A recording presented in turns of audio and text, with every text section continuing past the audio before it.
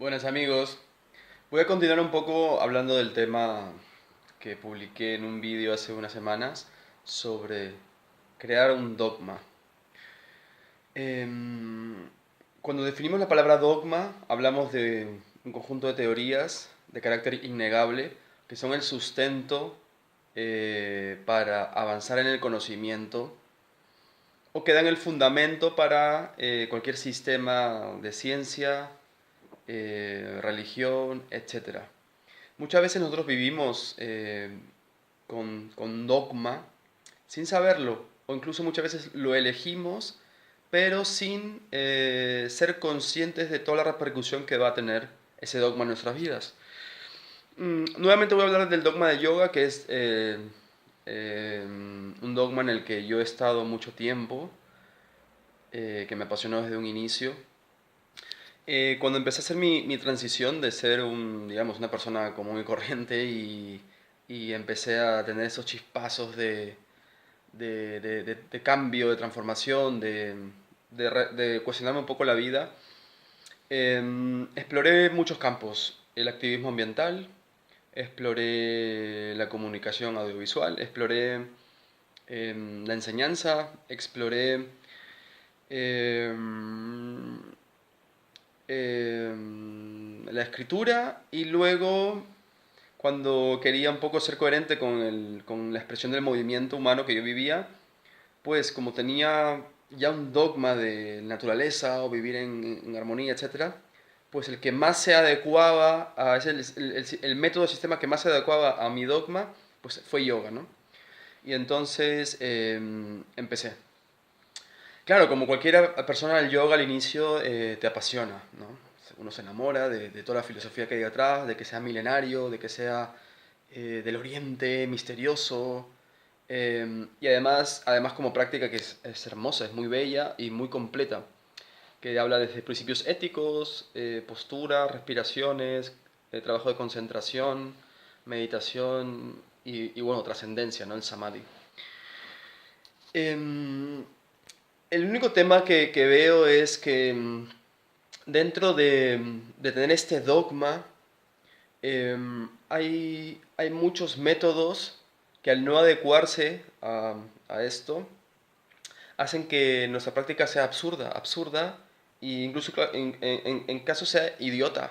Es por eso que muchas veces se ve esos híbridos como el beer yoga o el rocket yoga o vinyasa o la ashtanga vinyasa o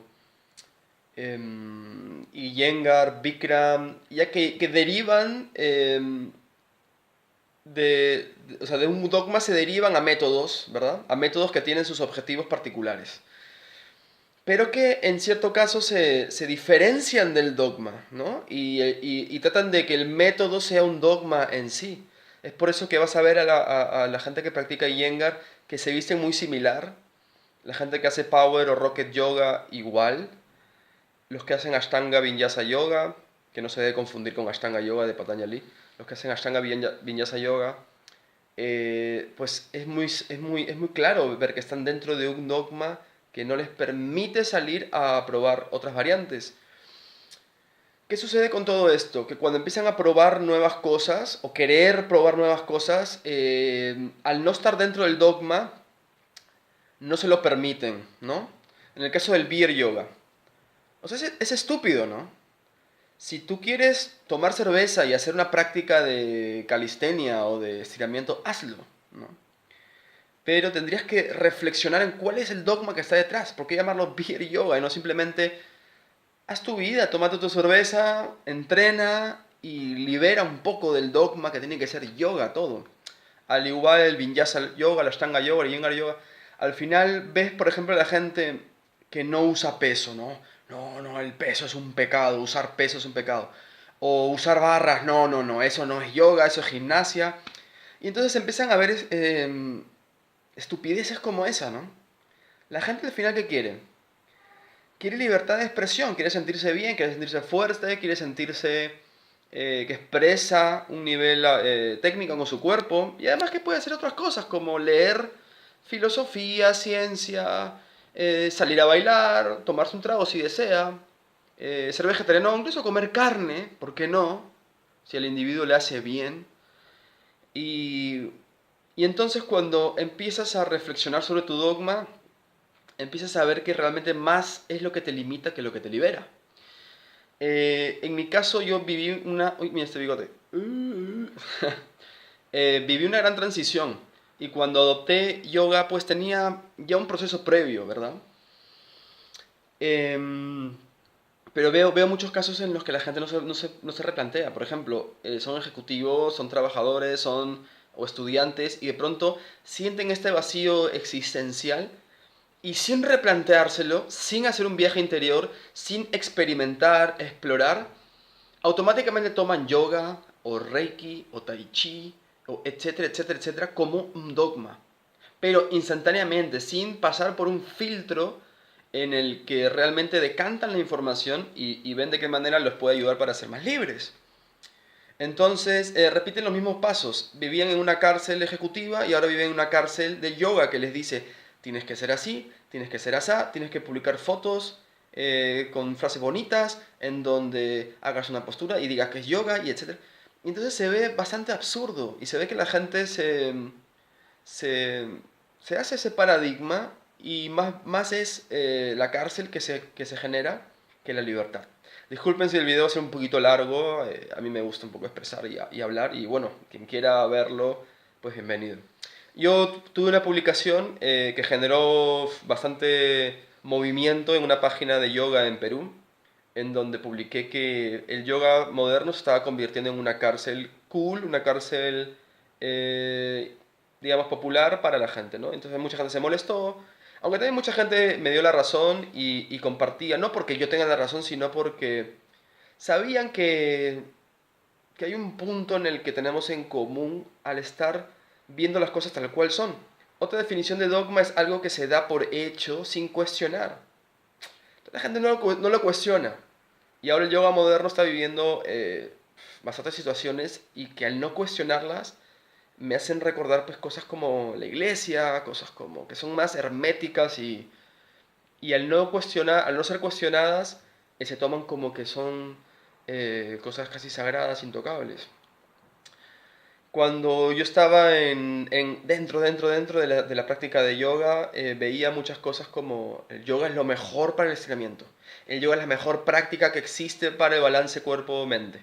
El yoga... Entonces me di cuenta que al final no, cuando empecé a salir de eso y a observar otras prácticas como la cultura del movimiento, como el entrenamiento funcional, como el parkour, como la gimnasia y muchas cosas, meditación vipassana, etcétera, me di cuenta que no solamente yoga no es la mejor técnica o el mejor método, sino es que es bastante limitado en muchos aspectos.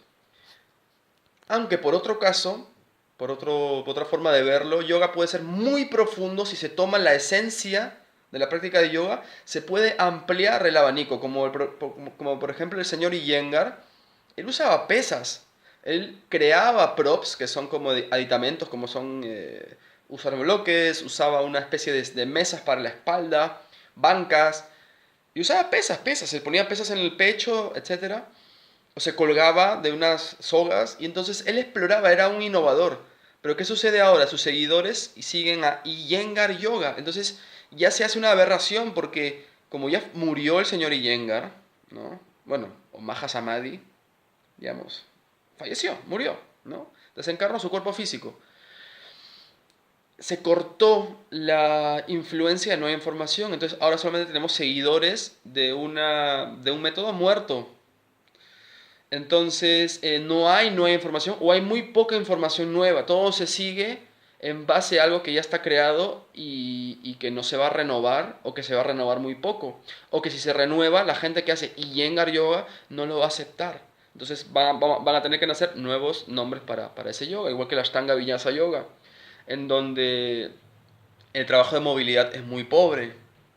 El trabajo del instructor con el alumno fuerza bastante las posturas. Y muchos practicantes de Ashtanga Vinyasa Yoga, que son bastante intensos, podrán criticarme un montón por lo que estoy diciendo, pero los que son sinceros podrán decir que se han lesionado bastante, sobre todo la lumbar, las rodillas, las muñecas. Y he visto casos de mucha gente que hace Ashtanga Vinyasa Yoga y que luego de años se ha lesionado, se ha hecho daño.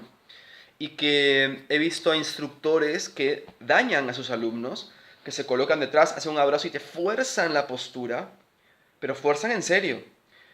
Y cuando tú ves trabajo como el FRC, que es el Functional Range Conditioning, o el Keen Stretch, de Dr. André Ospina, que habla de movilidad funcional, lo primero que te habla es que uno debe trabajar su rango de movimiento antes de querer entrar a una postura.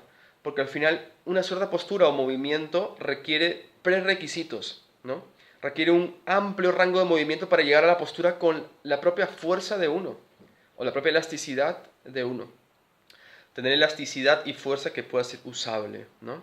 Entonces, vale, sigamos con el tema de dogma. Ahora que estoy replanteando eh, un nuevo dogma, es decir, un nuevo sistema de creencias que me permitan expresar mi vida al mundo, pues soy mucho más cuidadoso y ya no cometo el mismo error que cometí antes de ser el activista o ser el yogi, aunque suene lindo. Tampoco ahora que está muy de moda la cultura del movimiento ser un mover, sino simplemente estoy explorando algo más amplio, como la libertad de expresión. Hace tiempo que trabajo con personas de uno a uno haciendo coach, o no sé cómo llamarlo, como haciendo guía.